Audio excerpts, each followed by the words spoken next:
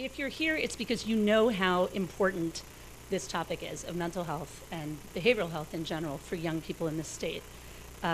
It may be related to you personally. It may be an issue for your kids or your friends and your family. You may work with students. You could be a staff member. You could be a client. It might be about your constituents. But I want you to think for a minute about all the stories we hear in the media about this topic and how negative they usually are. We hear about mental health in the context of violence. We hear about addicts. We hear about outbursts. We hear negative statistics. But today I want this to be about recovery. We have today speakers who are in recovery from many different issues. We're going to share some part of their personal story with you and talk to you about why this subject is important. And we are going to be introducing to you this project, turningpointct.org, which is a website that has been invented, that has been designed and developed by people in young adults in recovery, teens, young adults, college-age students, community members, ages like 17 to 27. And they thought about what they needed back when they were starting their journey, and they put this together. And we're really excited about it. And I hope that when you leave today, you'll all go back and help us spread the word about the project. So in your swag bag, you all have a little box, and it has a little flash drive in it. And what's in the flash drive is what we're calling a widget. And it's just a very simple little 1-minute promotional video for the website that clicks over to the website. You can install it on your own website, and that's what we're hoping you'll do, so that the young people who you work with will see it and can start using it, because it's got a discussion forum. You know, our goal is peer support. Wherever you are in the state, you want to talk to someone, it's 2 a.m., you're isolated, you're feeling alone, you're not well, things aren't going well at home or in college. There's a place to turn. You can find answers to your questions, you can just reach out, or you can be the person who reaches back out and answers somebody else. That's only going to happen if everyone knows about it. So we're asking you to install the widget on your website when you go home today, and you will be able to get any kinds of materials you want to support that. So for now, let me introduce Commissioner Reamer. Many of you may know her. She's the Commissioner of the Department of Mental Health and Addiction Services. She was first appointed in 2009 under Governor Rowland and then reappointed by Governor Malloy. Her entire career has been in psychiatric care. She has a master's in psych nursing. She was a nurse. And I first met her last year, and at the first meeting that I went to, I came away and said to Kim O'Reilly, my predecessor at Southwest Regional Mental Health Board, like, is she for real? I said, she's unbelievable. She's so open and so welcome to hear every single perspective and give it due consideration, and she's such an advocate for recovery. She's really a tremendous person, and it's due to Demas's vision for this project that the young people who worked on it were able to come together and make this happen. So Commissioner Reamer.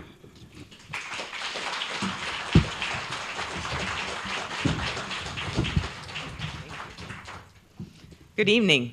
It's great to see everybody here. I wasn't quite sure what to expect, but clearly word got out about this, and I haven't actually seen this. I missed the soft opening, so I'm very excited about seeing this.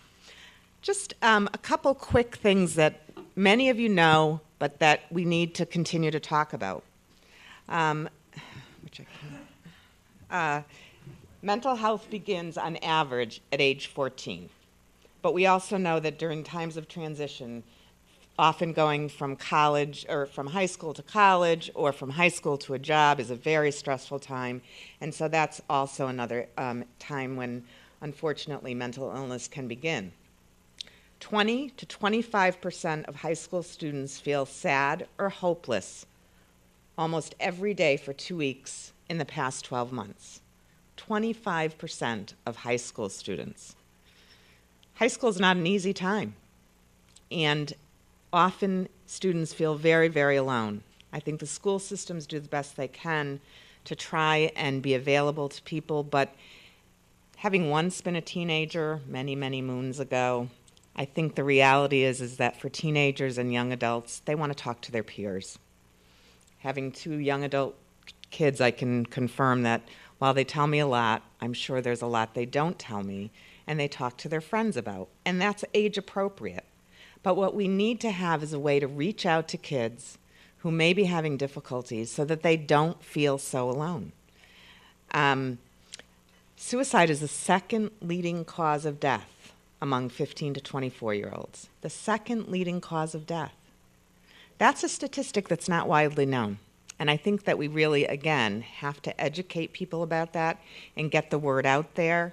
And this is going to be a way for people who may be feeling very alone and very isolated and perhaps suicidal to reach out to somebody that they know or to somebody that they don't know who's willing to talk to them.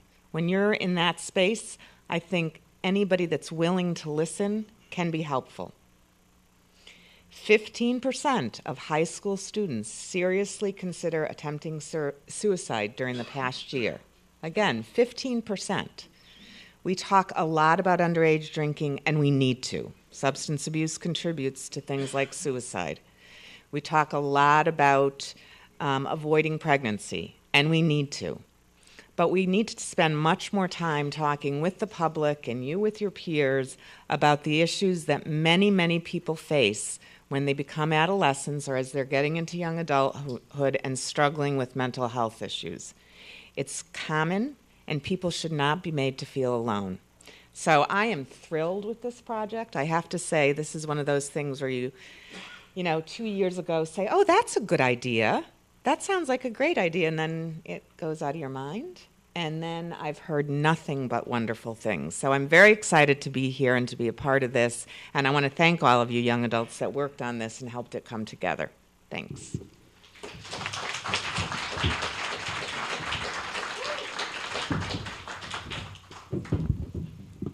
Thank you, Commissioner. So that, a little bit rickety, Pat. That actually is the perfect opportunity to recognize some of the wonderful young adults who worked on this project. So I'll say this, a lot of these young adults are now in college and couldn't be here right now. So hopefully they're watching us on the live stream version of this. So this is a shout out to Isabel, who was one of our staff members until recently, and Justine and Kristen, all the people who aren't here right now. But what I'm going to do is ask people to come up on stage as a group just to really be applauded for your role in this. And I'm also going to point out that since there's really no way to recognize everybody, I've got a whole handout in your folder because there's so many people involved in this project. So right now, I'm going to ask the young adults who are here, who were involved in this project. I can see Erica and Michaela and people in the front row. Anyone here? I'd like our steering committee members to come on up. Just come on up. Come on up. Don't be shy. Get in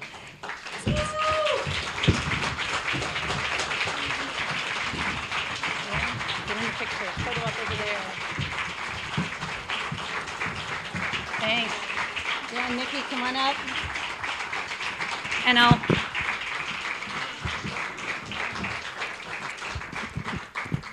even in addition, actually, I should point out, we've also got people here who submitted videos for the project. You guys come on up, too. Come on.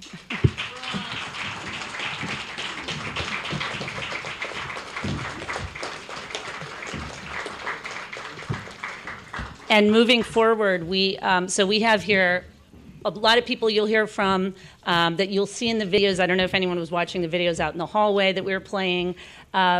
We have a ton of wonderful people who have been involved. We invite all of you to get your young people involved in the website. And I also want to recognize two organizations that are incredible young adult advocates in the state and which we're planning to work with going forward in addition to what we've already done, and that's Join Rise B. Michaela, can you wave?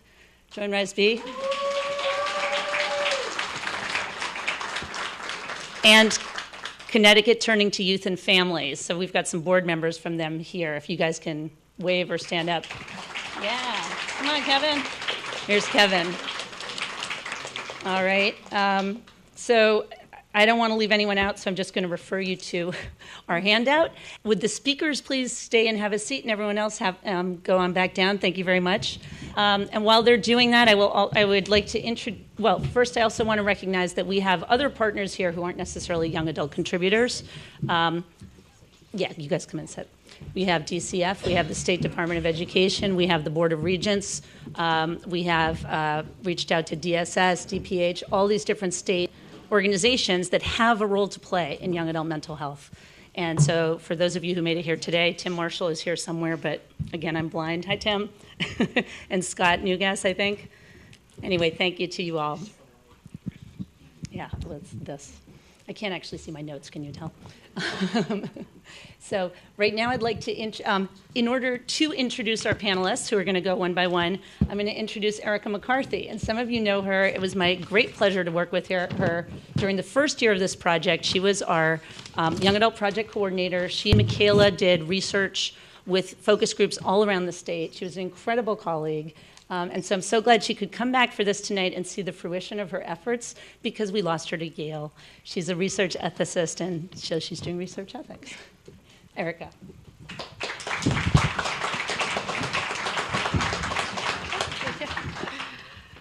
All right. I'll start by introducing Michaela. Michaela Fissel is a young adult in long-term recovery from a primary diagnosis of bipolar disorder and is the director of Join Rise B, a young adult advocacy group that is housed at Toivo by Advocacy Unlimited. She was a research consultant on this project, as Margaret stated. Thank you. Again, my name is Michaela, and I am a person in long-term recovery from a primary diagnosis of bipolar disorder. Since achieving recovery about 7 years ago, I found that I have a tendency to speak more about my accomplishments while in recovery than the history that preceded the turning point in my life.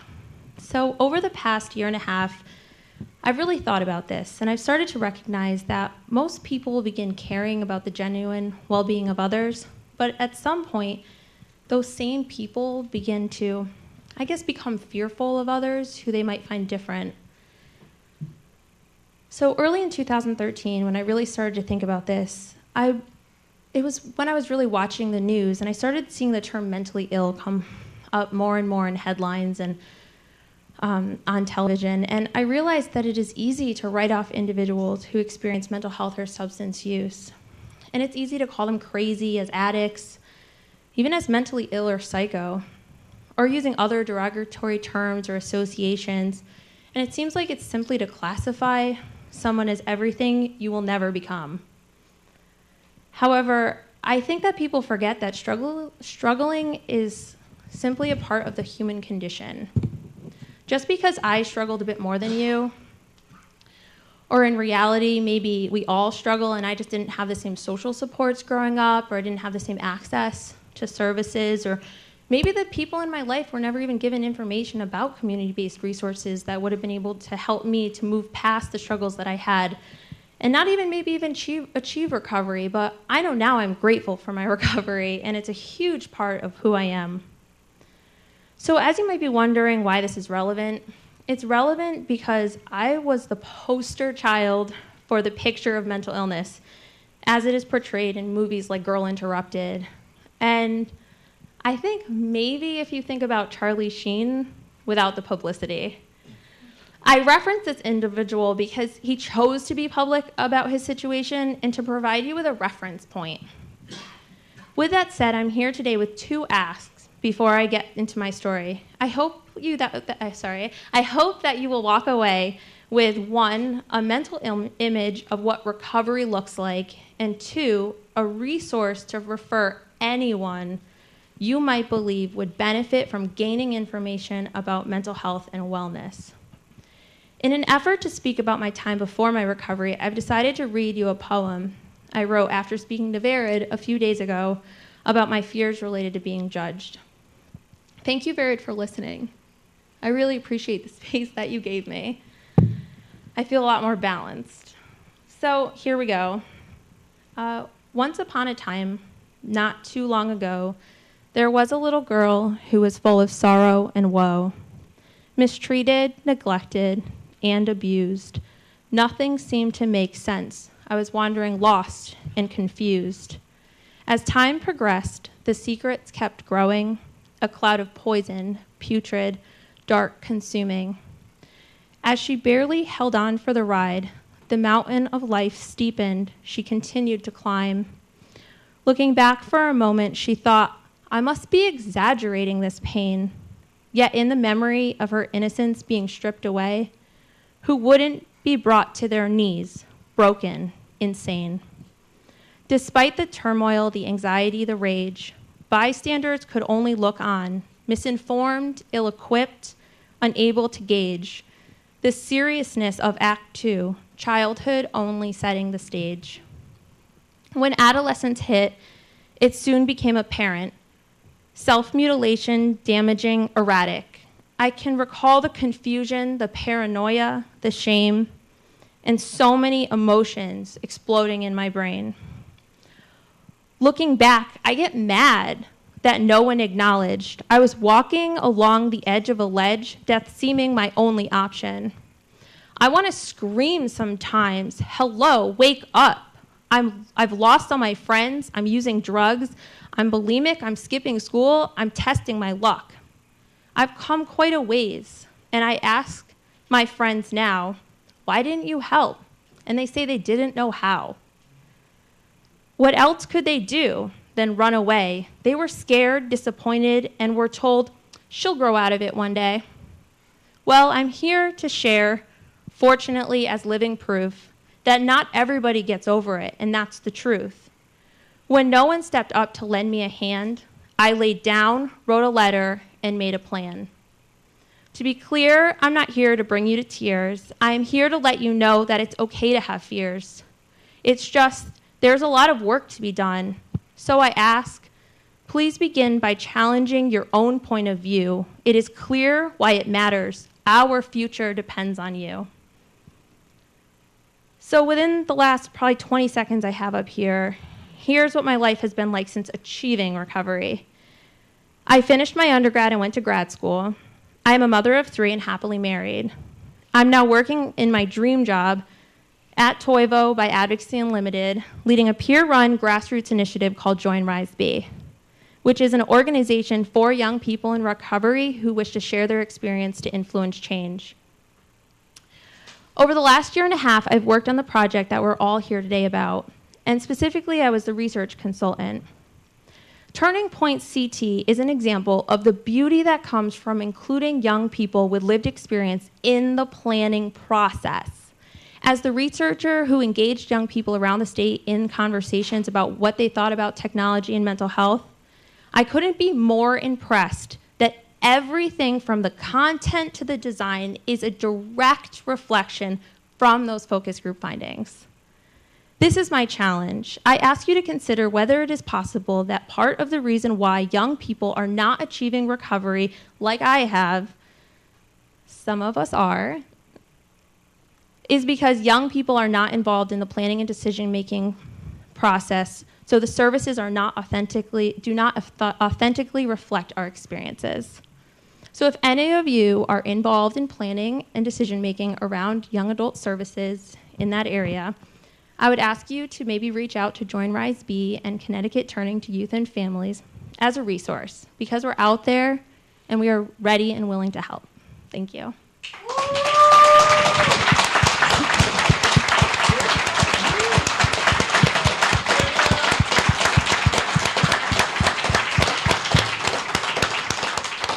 Thank you, Michaela. Kevin Morse is in recovery from addiction and is dedicated to preventing substance abuse issues in young people and supporting them and their families. He works and volunteers for recovery-oriented projects, and his vision is to create a recovery high school in Connecticut. So my name's Kevin. Can you guys hear me? Okay. So let me just say that the lights make it very simple for this because I can't see any of you, and the ones that I can see, it's just a glare. So it calms the nerves. So I'm also a person in long-term recovery. And for me, that means I haven't used alcohol or drugs since March 16, 2009.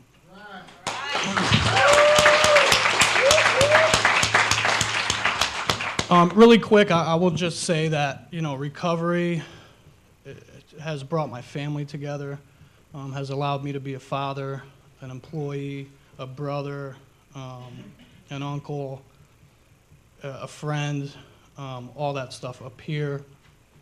So I'll just give you a quick background really quick, hopefully 5 minutes. Okay. So in the first grade, I was suspended from school for stealing from a teacher's desk. I think it was like 85 cents. The punishment was there. Maybe then nobody looked at, wow, that's kind of risky behavior for a first grader, So that kind of just, I was suspended for a day, went back to school, was punished. The third grade, I was suspended again for throwing an ice ball through a school bus window and hitting a young girl in the face. I was suspended again, yet there was nothing thrown at me as far as like service. Nobody said, geez, that's kind of risky, maybe we should look into this. Maybe he should go to this or see that person. There was nothing. As I went on through school, I started using about 8, 9 years old in the third grade, and I actually have a 7-year-old son right now. So it really, I have a huge passion with this. So I started using very young. Before I knew it, I was dealing drugs in school, and pretty much that's all that I knew how to do was use, sell, and I knew how to go to school, but that was about it. And I say that to say this, there's a lot of services in the schools, and so we have speech class. That was one thing that was thrown at me was speech class. I couldn't tell you what if I had a lisp or I don't remember. So I had speech class. Now that somebody's getting paid for that position, and it takes some time. I also had a learning curve, so I was put in front of a computer like twice a week or 3 times a week. So again, there's money thrown at that. And then I watched other services that were provided for, like, if you have an English barrier, maybe you can take some English class, or there's other services. And the last time that I checked, nobody died from a lisp. Nobody died from a learning curve. Nobody died from an English barrier. But people are dying like daily from substance use. Yet there's no money thrown towards it. So, I work every day to try to advocate and publicize that need. Some of the things I've been able to do, I started a peer support program in one of the Milford high schools, the academy, and I was able to voluntarily work as a peer with these students, and it was amazing the different response and the way that they reacted to me as far as the guidance counselor or whoever else was in the school, which there isn't much. And so my idea behind the recovery high schools is, like I said, we throw all this money towards all these things, speech class. There's so many different classes and money put towards things. But we can really enhance our success rates as a state in the schools if more people are graduating. So a kid like me, I barely graduated. I was basically just, all right, we're going to put you over here, and you will graduate as long as you don't, do anything too outlandish or break any laws.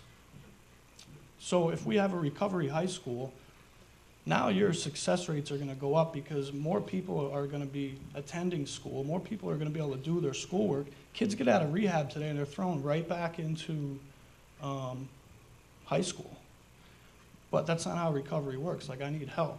I've needed help. I need to reach out to somebody. So as a student, where do I reach out to? I'm going to reach out to my teacher.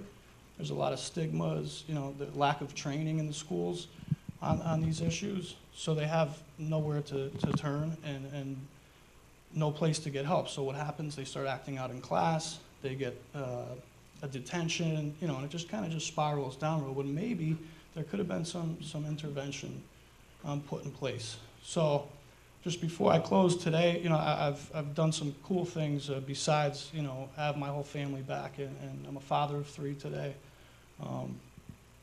I plan on going back to college.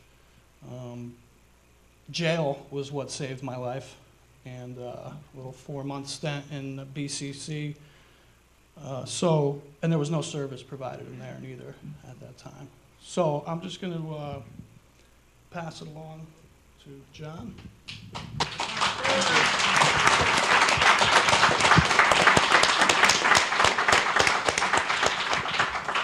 Thank you so much, Kevin. Jonathan Boyd is a young adult in recovery following a stroke at age 19. He now works for the Bureau of Rehabilitation Services and is a student at Tungus Community College. How's everybody doing today? All right. I'm a little shy, so I'm not going to take the whole 5 minutes.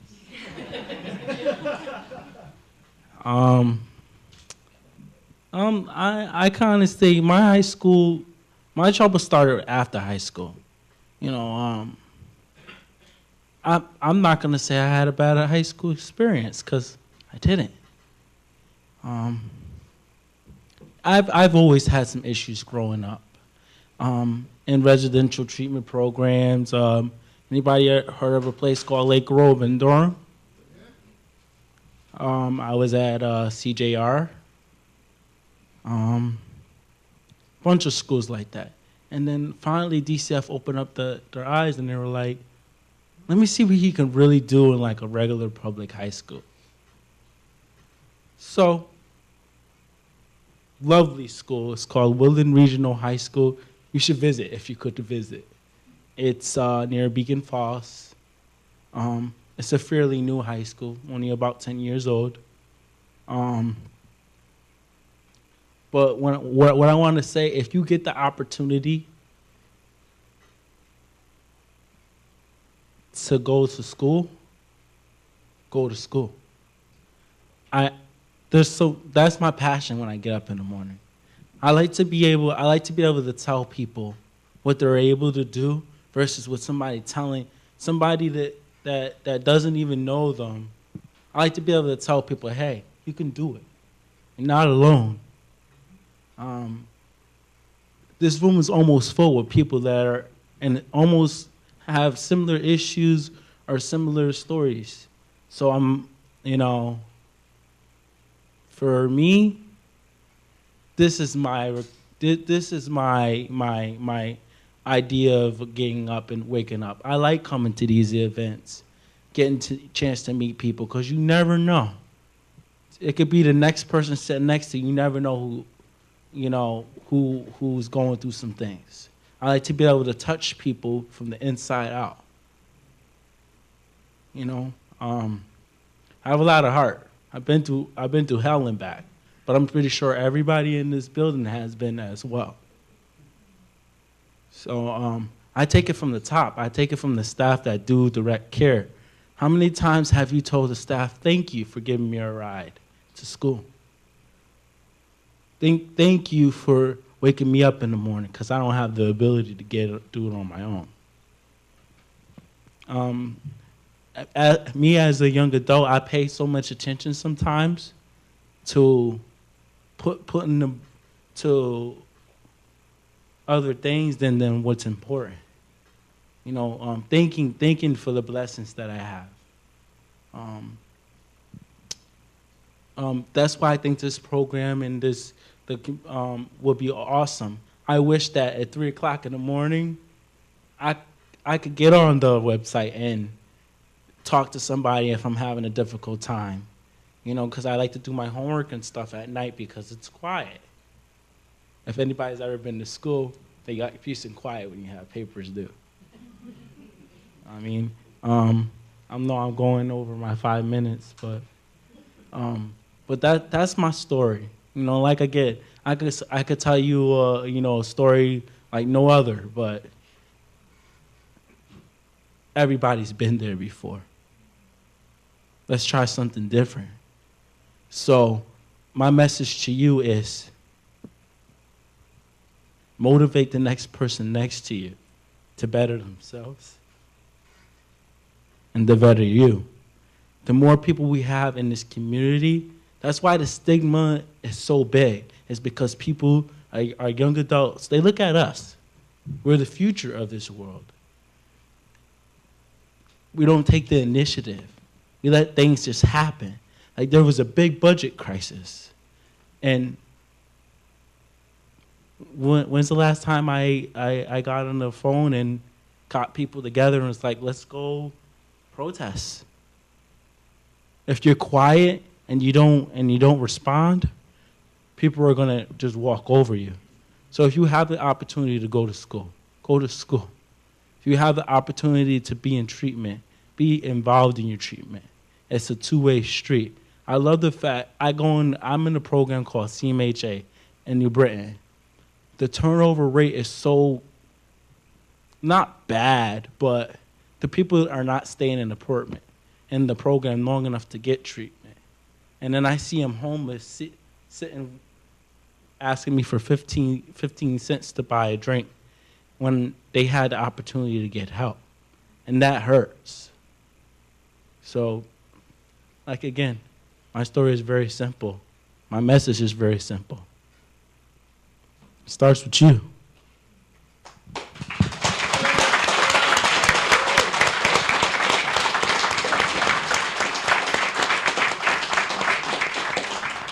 Thank you, Jonathan.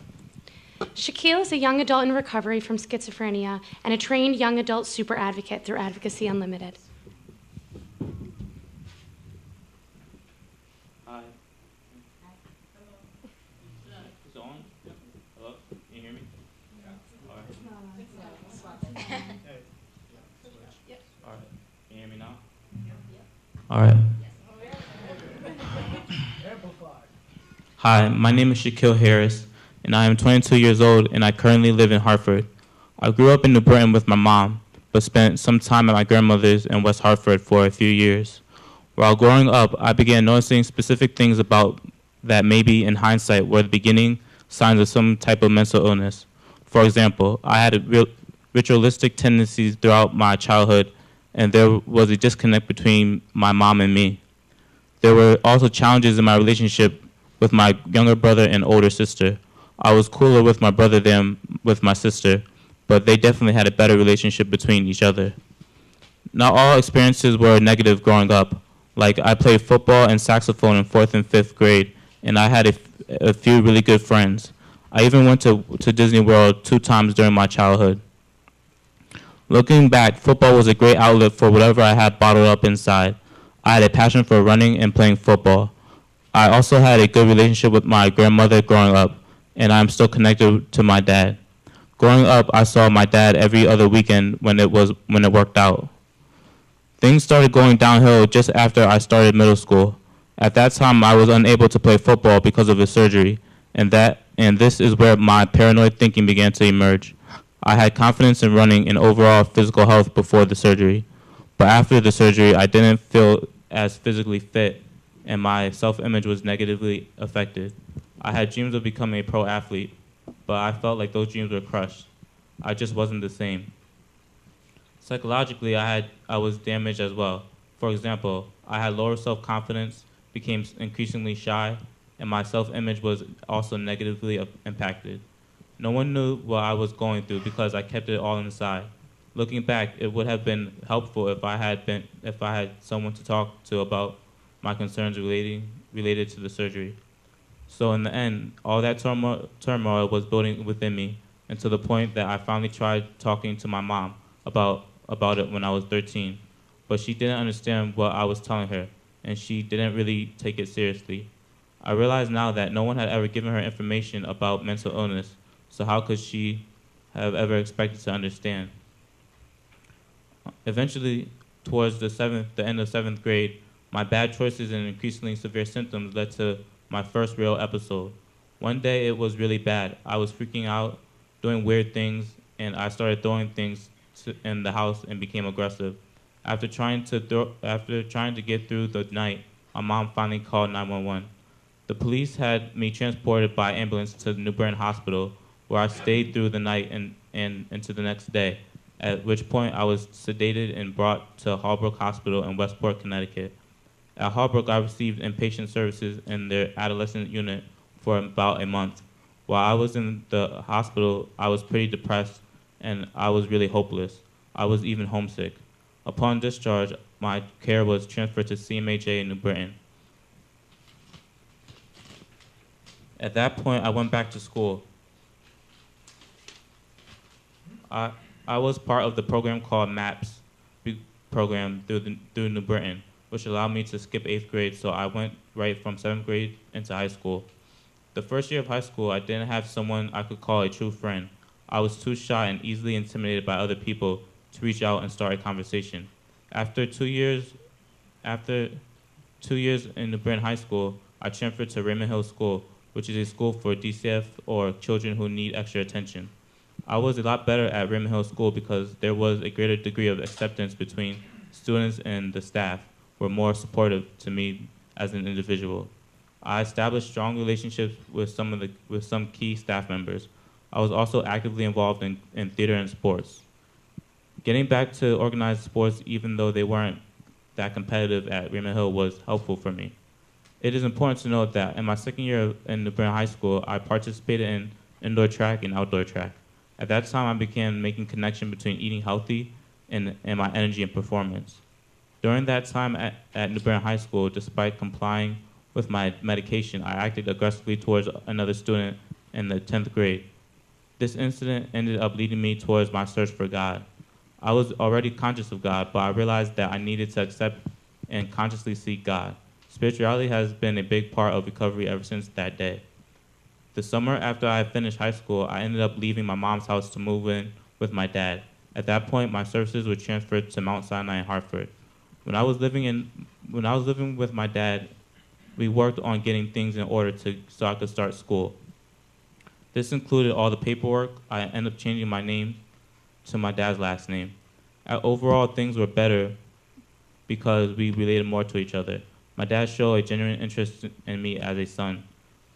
Unfortunately, I was hospitalized after a month of college, and I ended up having to drop out.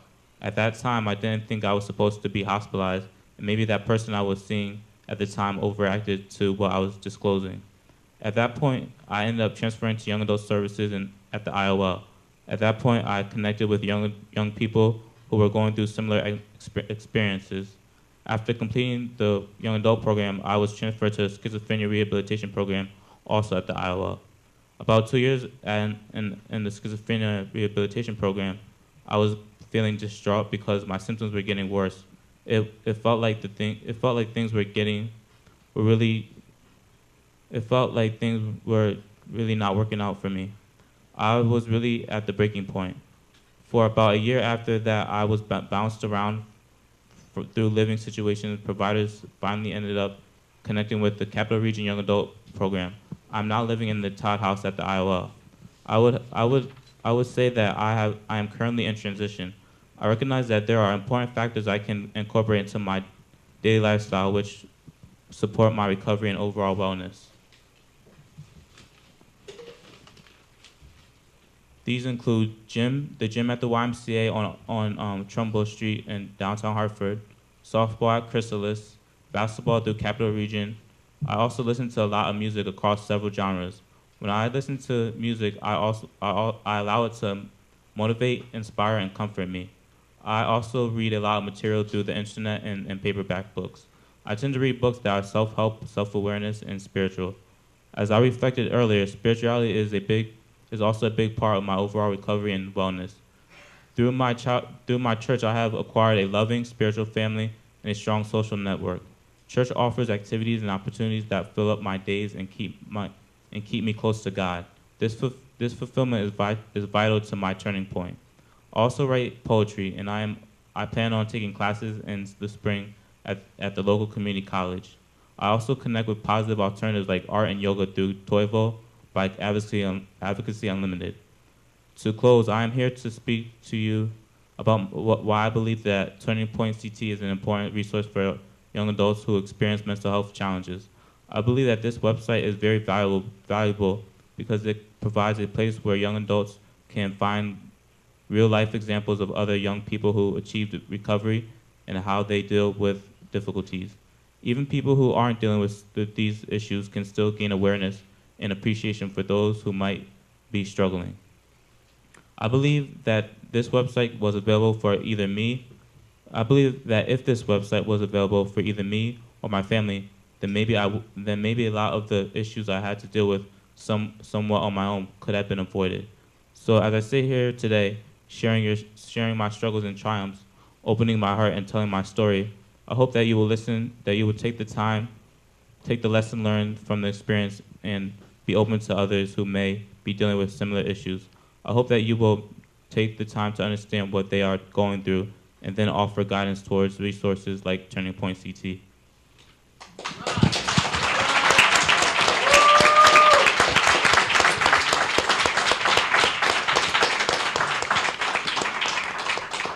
Thank you, Shaquille. And last but not least, Vered Brandman is a young adult in long-term recovery from major depression and PTSD and a trained recovery support specialist.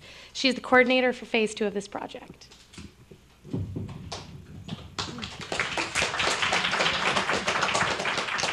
Hi, so I am going to open with where I started, where I was before recovery. When I was 10 years old, I first started experiencing symptoms of depression and post-traumatic stress disorder from trauma that I experienced actually a few years before that even. At the time, I didn't realize that thinking about suicide was unusual, so I didn't tell anybody about it. And since nobody asked me, I assumed there wasn't anything unusual about it. But the signs were there for anyone to see. Talking to my mom later, she's been able to look back and identify changes that I was going through at that time that, you know, I all of a sudden wasn't that bright, talkative girl anymore. Where did that girl go? She disappeared a little bit. But at that time, when I was 10, without hindsight, my parents figured that I was quiet because I was shy, and I was upset because I was oversensitive and thin-skinned, and that those were things I was going to outgrow naturally over time. And because they were my parents, and because I know they love me, I wanted to believe them. I wanted them to be right about that and about me. I wanted those problems to be things that I would outgrow naturally. So I tried, and I didn't do really great. I got quieter because I was afraid of feeling exposed. I got less social because I didn't feel connected to my classmates, the few friends that I had, even my sisters and my brother.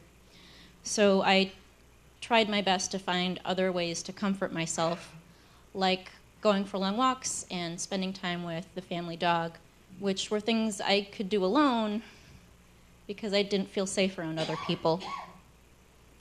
As I got older, my anxiety got worse, my depression really set in, and I stopped believing that my problems were going to get better all by themselves over time. I did reach out for help a few times, and the counselors that I saw didn't help me because none of them asked me the hard questions, the questions that I was too afraid to bring up myself. Was I thinking about self-harm? Was I thinking about suicide? Was I having intrusive thoughts? Was I afraid all the time? When I was about to turn 20, I finally blew up at my dad, and I told him everything that I had been going through and everything that I had been struggling with, including the nervous break that I had had just 4 months before that I'd been keeping to myself, that a psychiatrist later labeled a psychotic episode. Finally, having my dad aware of how much I had been struggling, I was able to go to a hospital and get real treatment and get a diagnosis and get started. While I was in the hospital, I didn't let my siblings or my mother visit me because I didn't want them to see me like that. I was embarrassed. I was lucky enough to have a mostly therapeutic experience in the hospital. So I decided that this wasn't going to be the end of my illness or of my suffering, but it was going to be a new beginning for me. I was going to pursue any opportunity for wellness that I came across. I was going to deliberately take better care of myself and pay attention to what I was feeling, and that mattered and that counted. This past spring, I celebrated 7 years in recovery. 7 years since I first went into the hospital and got real treatment and got real help that worked. But I've learned over these last 7 years that recovery, being in recovery is so much more than just having good treatment. It is so much more. I've learned about coping skills and social clubs and advocacy and the recovery movement, and there's just so much. And it is there, but nobody will tell you about it because nobody knows everything. And that's why we wanted to put this website together.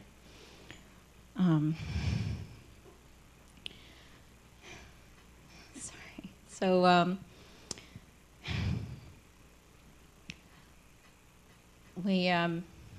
we built this website to support and empower all of the young people who are out there, who are feeling alone, who are feeling stressed, who are feeling angry, who are feeling lost, and for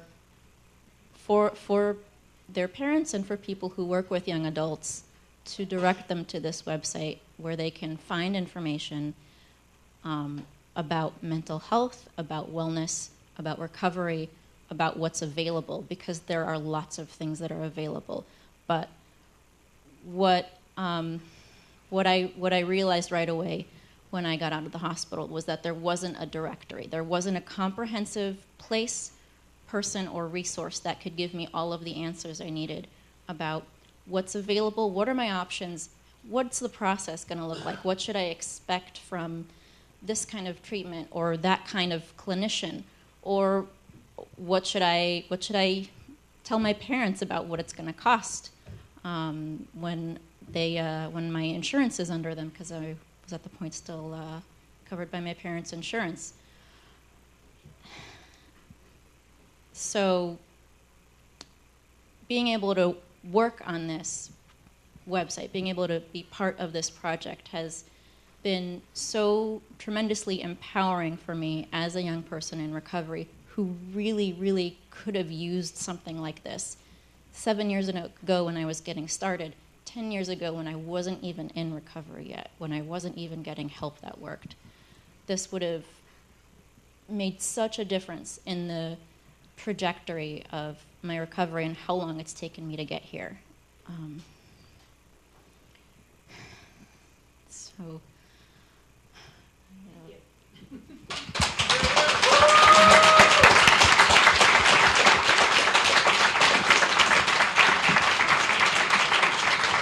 Thank you, Vera.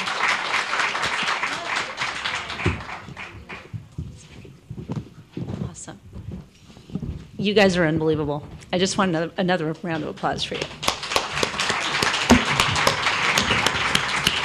I loved what Jonathan said about it, it's all from the heart. I could hear that with every single one of these people. You can see how amazing these stories are. And like you said, everyone here has their own story. So these guys have been through so much. Thank you so much for sharing. We talk about stigma all the time. We talk about the mental illness in the community and the stigma that prevents people from reaching out for help, that prevents people from asking for help, that prevents others from offering it. And we know that one of the things that helps with stigma is putting a human face on mental illness, on addiction, so people know that it's not like the psycho in the corner, it's just you or you or you or me. And you guys did that today. Thank you. So. I'd like to acknowledge we started about 15 minutes late because of the tech problems we were having. It's now 6. This was so what I want to do is acknowledge that if you need to leave, and that's fine. But what we're going to do now is Vered's going to quickly show you the website. Particularly, she's going to show you a 1-minute promotional video, so you'll know what you're going home with. That's the thing that's on your flash drive in your grab bag. And then she'll just highlight a couple quick areas of the website that aren't in the video, so you'll know what's there. After that, we're going to have some members of Bridge House come up and announce the winners of the video contest we did. We had a video contest for young adults in recovery. And after that, then I'm going to invite the panelists back up here, the other people who are also here today who were in the website videos, and it'll be an opportunity for questions and answers for anyone who wants to stick around. I know we have some press that are here who are going to put you guys under the gun probably, right? And so that's the plan. Okay, so if you need to leave, don't feel embarrassed. We love you. You're sleeping all the time. You're eating too much, you're not eating enough. You have no appetite, all you do is eat. Are you stressed or depressed? Anxious or angry? We've been there too. That's why we developed TurningPointCT.org, because you're not alone. Up to a quarter of high school kids and almost half of college students are struggling emotionally. Our question and answer guide lets you assess where you are and figure out your options. There is so much out there, and we cover it all with advice, explanations, and videos. We answer all the questions we had, from who can help me, to what's it going to cost, to what should I do first, to will I feel this way forever? And there's more. A discussion forum, information and statistics, self-assessments, and resources. Check out our stories and videos and upload your own. Whether you're worried about a friend or you just need to talk. When you need us, we're here. TurningPointCT.org, guiding the search for mental wellness.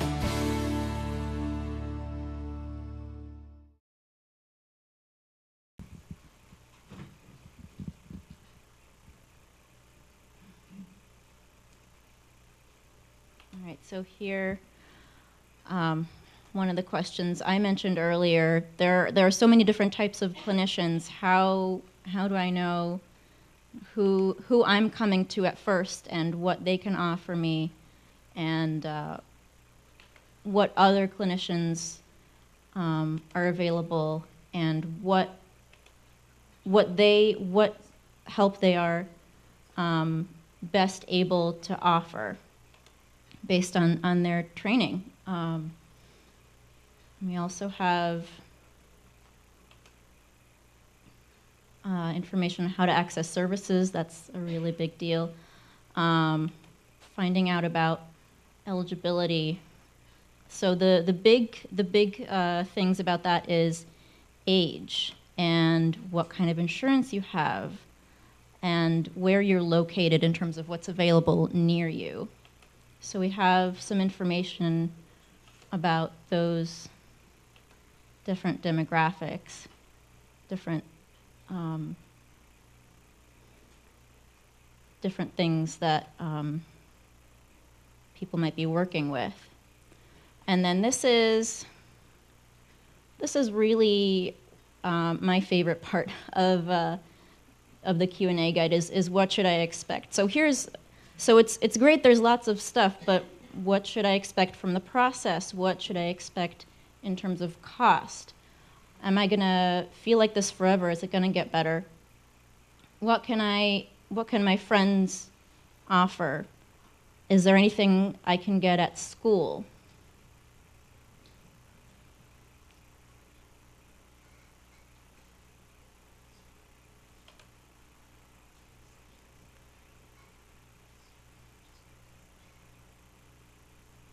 So the Q&A guide, we've shown you, and we have our stories where we have personal written stories from most of the folks that are here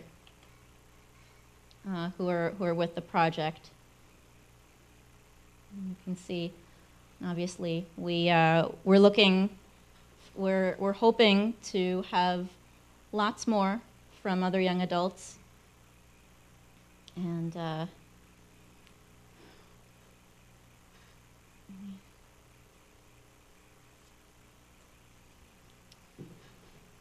so the forum right now, as you can see, is maybe, we have some new members of the forum that are joining us now through the live stream. The discussion forum is something we'd really encourage you all to get involved with. If you're a young adult here, if you have a young adult program, this is where we can do peer support. But you know what's going to happen is we have to have a critical mass of people talking to each other before it works. So if you have people that you can encourage to just go on and say hi and introduce themselves, they can post a question, they can respond to a question, they can lurk, but they got to first just get on there. So please encourage everyone to start using it. Thank you.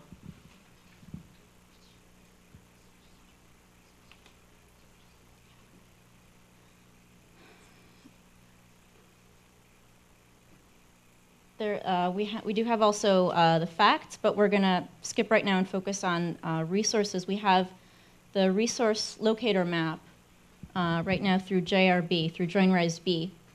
And that's something we're looking to develop.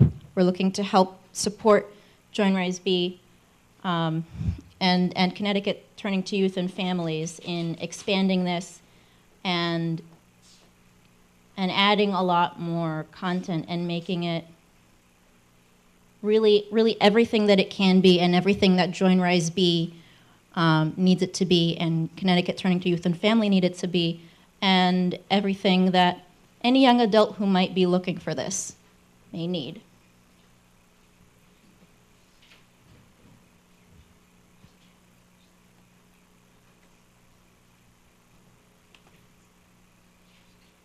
All right, so here we have also, you can share your video. We had the voting, that's closed. We're going to announce the winners.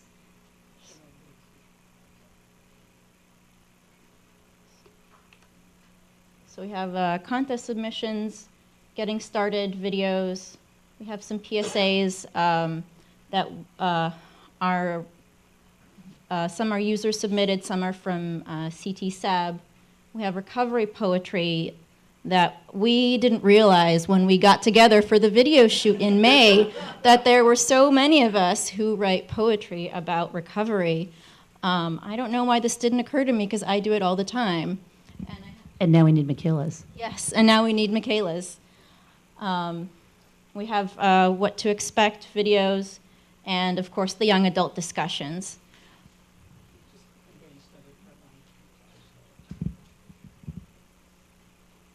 Do we have sound, Jim, at all?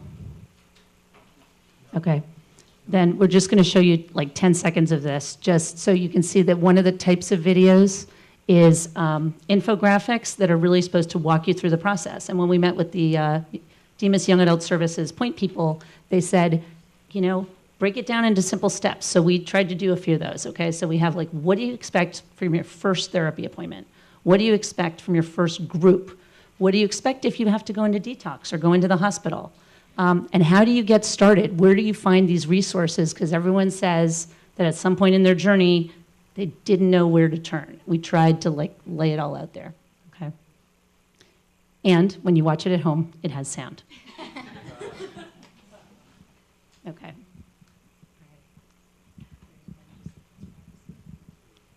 All right, so we're going to wrap this up and have the video contest announced, the winners announced.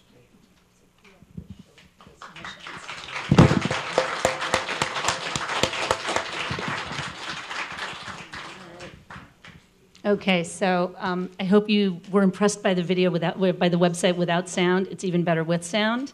There's a ton of information there. I'm so proud of everyone who worked on it. Two of the people who were in the videos are Patrick and Amanda from Bridge House. I'm going to invite them up now. And this is going to be like the Emmys, okay, or like the Oscars or whatever. So what you are looking at up there are videos that were submitted for our Young Adult Video Contest, and now is when we announce the winners, starting from, like, there were two runner-ups for third place. Yeah. All right, so you guys take it away. Tied for third place, Be Stigma-Free Ludlow by Riley Blumenfield.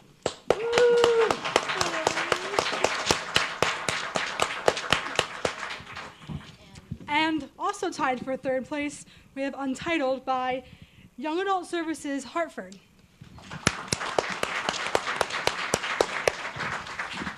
Second place is Dream Chasers, Career Goals Become Reality by My People Clinical Services. And the winner is... Oh, okay. Can the winning team please come up? Okay, the winner is We Are Young Adult Services Biz by a group of... We Are YASBIZ? Just say YASBIZ? Okay. We Are YASBIZ by a group of 13 participants from YASBIZ, Intercommunity, and Common Ground. Come on up! That was a disaster. That's for you. This is the time for the question and answers, okay? Can I stand or? Yeah, however you like. If you have questions for anyone about what they said, their stories, their role in the project, or questions about the website. Back there. What do you need most from us around this website next? What's next? Well, next is thanks. Next is actually having turningpointct.org have tables at upcoming Fresh Check Days, which are run by the Jordan Matthew Porco Memorial Foundation, who are here or have representatives here in our audience. We're hoping to have we're hoping to share the website at college campuses where there are young people, to reach out to them in person, because what the research that Michaela did shows is that having a website is great. If I don't hear about it from a person I know, I won't know to look for it, and I won't find it. So we want to go in person and talk to young adults as much as possible all over the state to let them know that this resource is available, it's for them to use, it's for them to add their voice and join the discussion and make it their safe space and connect with each other and support and empower each other.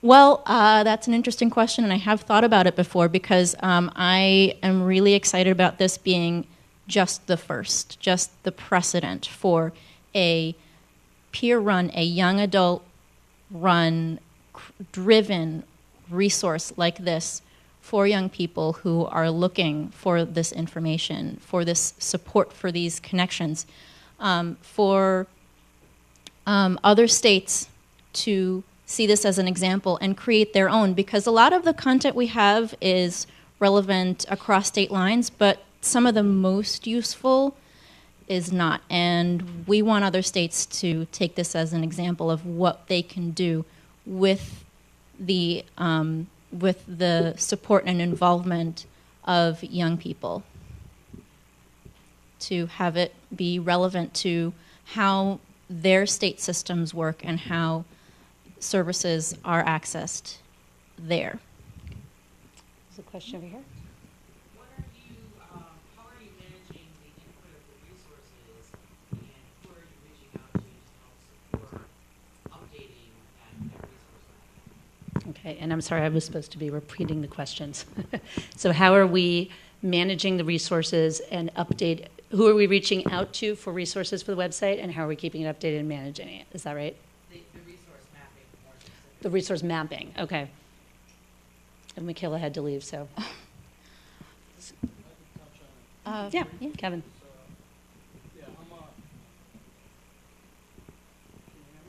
No. Can you hear me? All right. So I'm a board member of Connecticut Turning to Youth and Families. We've been, talking about mapping the state for a couple of years now, probably about 3 years. It all just comes down to funding. We have a plan to put in place and make it happen. We just need the funds to do so. And then, now, this whole thing is really coming together with, people helping people. And with the resources that we have now and the multiple different agencies and people on board with this, we could really bring that current and keep feeding it, so yeah. We have a great sort of collaboration kind of brewing between Connecticut Turning Youth Families and Join RISE-B, because you had basically two really great mapping projects coming along, one a little more on the youth and family and addiction side, and one a little more on the mental health side, and both same concept, needed money, and then we have money from DEMIS, so we've got this. Sorry. Okay, so we have this nice project for the future. You're not allowed on the microphone. Other questions? As a graphic designer who is in substance abuse recovery and mental health recovery, is there any way that I can supplement my short films onto your website? That way I can actually get my story out there and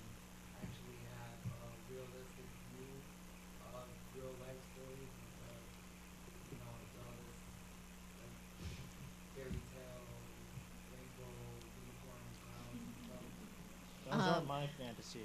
Well, so I'm going to try and repeat your question as much as possible for the recording, for the live stream, and for the rest of our audience. You were asking about submitting your own video as a graphic designer in recovery from addiction and mental health. Absolutely. If you want to submit a personal story through video, Join Rise B has a section where you can contact Michaela and submit. She's referring to, they're called video vignettes, but for other things, we will absolutely accept, and we're looking for more user-submitted videos. If you have recovery poetry, if you have something else, we absolutely would love to. We absolutely would love to get your submission. We have a form set up on the videos page for that. Right there at the top of the screen where it says share your video, you can click there, submit anything, but I think there's a 32 meg limit, right? Yeah, now. right now there's a 32 meg limit. If that doesn't work, you can also submit by email to coordinator@turningpointct.org. Awesome. Hi, well, thank you first of all for creating this amazing resource and also being so open with everybody here today. And I really addressed this question to any or all of you, trying to get an understanding of what's it been like for you to kind of step out into the spotlight and really choose to be a face of recovery. So having your faces up on a website takes a lot of guts and courage, and I applaud you all for that. And so I'd love to hear what that journey and that decision-making process is like for anyone. All right, so I'm not actually going to answer the question. I'm just going to repeat it for everybody, and then Patrick would like to answer that. So your question was, what has this process felt like for us as young people in recovery, having our face, in some cases our name, attached to this out in the open, out and proud, as you might say, about being in recovery, which sometimes means coming from a not-so-great beginning. And specifically being the face of recovery, yes. Because those of you, I mean, you guys walk past the posters, and these guys are on all the videos and all the flyers and on the PSA. Does do something for the confidence, let me tell you that much. But, no, I mean, as a kid, even though I had a pretty crappy kind of childhood and stuff like that, my dad was always there for me. And he always taught me to, to express myself fully, to the fullest, sometimes over fully. My dad was in theater in high school. Yeah, it made sense. It's kind of where I get my theatricality from. Ask Verid. Basically, for me, stepping out into the spotlight has never really been a big deal for me. Like, I've always had this kind of mentality, like I welcome the challenger kind of thing. So, like when I heard that the press might be here, it's like, bring it on. But it's been a gratifying experience for me because I've always loved advocacy. When I first joined Bridge House, which is the clubhouse that myself, Amanda, and Verid came from, I didn't know what I was doing with myself. I was kind of like, I'd just gotten out of a alter ed high school in Trumbull called Cooperative Educational Services, so I was just fresh out of there. I didn't know what was going on with my life, but I was introduced to William Acosta, who is the advocacy coordinator at Bridge House, and through that I was able to help change. I was able to help speed the process along of, to help get rid of the stigma of not just mental illness, but substance abuse as well, which has been in my mom's family for because my mom's family is Irish. Go figure. So stepping out into the spotlight here, like being on a live stream, it's kind of always what I've really wanted, was to just let my face be there, and I know I'm probably not going to be able to share my story, but you can look it up on there. It's for me to be a face for other young adults who don't know what the hell to do, where to go, who to talk to. It's just like, look at me, read my story, then look around on this site. And if you need to, find me on the forums. I'll help you out. Thank you. Thanks, Patrick. That's awesome. And Amanda would like to also Yeah, I got comment. You know, for me, all of the advocacy and all of these things, it feels like it's actually helped me get better. It's actually helped me recover because all of a sudden there's meaning to it and kind of gives my life like it has a purpose. And it's been wonderful. Yeah, and all of a sudden it's like to have passions for something, because I think I talked about that on the website too, that it's just, it's been amazing. And I also started over at Bridge House too with William, and first Keep a Promise meeting, it's another organization, and I was like, oh, I love this. Yeah, it's been so wonderful. It's been so wonderful. And the concept of it actually helping somebody else, everything I've been through actually helping another person it's just something that the feeling of it is almost indescribable. I love it. So It's a feeling beyond comprehension. Being able to be a part of this project and have my face, my story, my name attached to this, in whatever degree, has given gives meaning to 10 years of silent suffering and 7 years of trying to find my way through a really disjointed system. Thank you, guys. Kevin, yeah. No, hopefully it doesn't do that bass drop on me. No, this whole idea of, people helping people, that shouldn't even, it's a great question and it makes a lot of sense, but like I look at it and I'm like, wow, like why shouldn't I be proud of who I am today, and why should I not want to share that, and that's like the ridiculous, to me, stigma that's attached to all this. And then, nobody looks, weird or makes comments about the poster that, is advertising Trident gum. I mean, we're a part of this society, and it's, by now it's touched almost everybody. So why? I'm not ashamed. Like, I've got my life back. And to be able to help other people and make the process with parents and loved ones so much easier than maybe my experience was, is what it's all about. It's just like, the Relay for Lives and all these cancer foundations and AIDS foundations and all this stuff. It's all about people and exposure, and we just have to continue this so the stigma kind of detaches, and we have to put a face to it, because otherwise it's not, it's just going to be like you said, that person over there in the corner that nobody wants to acknowledge. So Yeah. Thanks. Other questions? I've heard almost everybody talk about, either directly or indirectly, the critical importance of getting support early on. And everybody waited years before they received and heard what's going on. And I wonder if there's a place in the website that really talks about the importance and the critical importance of early identification and early support. First, is this working all right for everybody? So, repeat the question. I'm just going to repeat the question.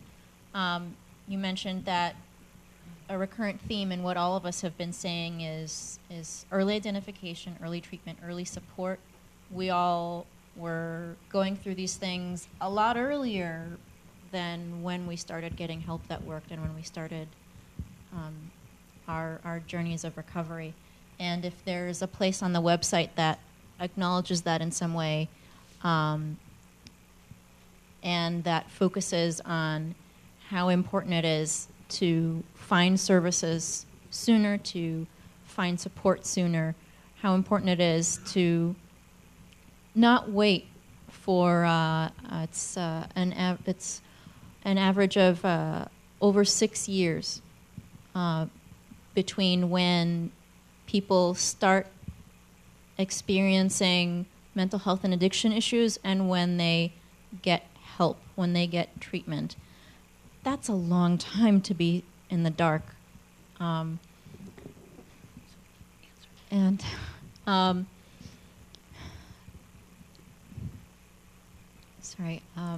need a moment.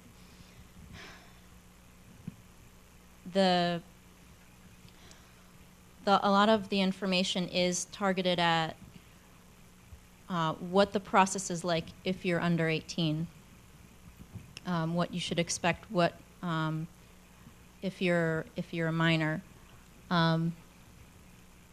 But I think it's pretty apparent from, as you said, from our stories, and if you go to the website, I don't think that there is necessarily one place where the message is earlier is better, but I think it's an overall message that permeates the website. I see another question here. I'd like to take this question and then be mindful of time. So I think at that point, this will probably be the last question. And then unless Dean answers this question, then I want to see, you haven't had a chance to say anything. If you want to add something, no pressure. Okay, so totally up to you. But so Donna, what's your question? So I would like to know if the website has or will it, does it plan to give an opportunity for family members, parents especially, to learn more about these mental illnesses and how to support their children? Well, the website, oh, sorry, let me repeat the question first. So the question was, is there a place on the website, or are there plans to make a space on the website for parents and families of teens and young adults to find information as parents, as loved ones, about how to better support their children, adult children or young children. And I think if there, because I've been answering a lot of questions, so I do want to give the opportunity to someone else to speak if they would like. Sorry, if there's a specific place on the website now, or if we're planning to have, well, regards to planning to have, we have discussed it, but if there's one right now, working on the project we have discussed, and we are working through what that might look like. But if there's something, I'm sorry. Could I say something? Yeah. So I just want to ask, or point out that we have talked a lot about the fact that this website, even though it's by young adults, for young adults, and it's by young adults in recovery, but it's for young adults who aren't yet in recovery, or who are already in recovery, or who just need someone to talk to.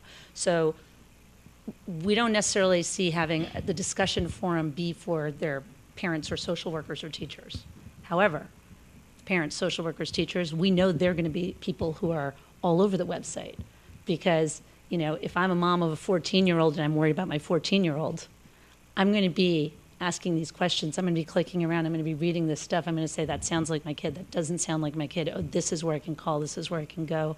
And we've definitely acknowledged this is a website that's targeted at young adult mental health, and it's you guys talking to other people your age, but it's a resource for everybody.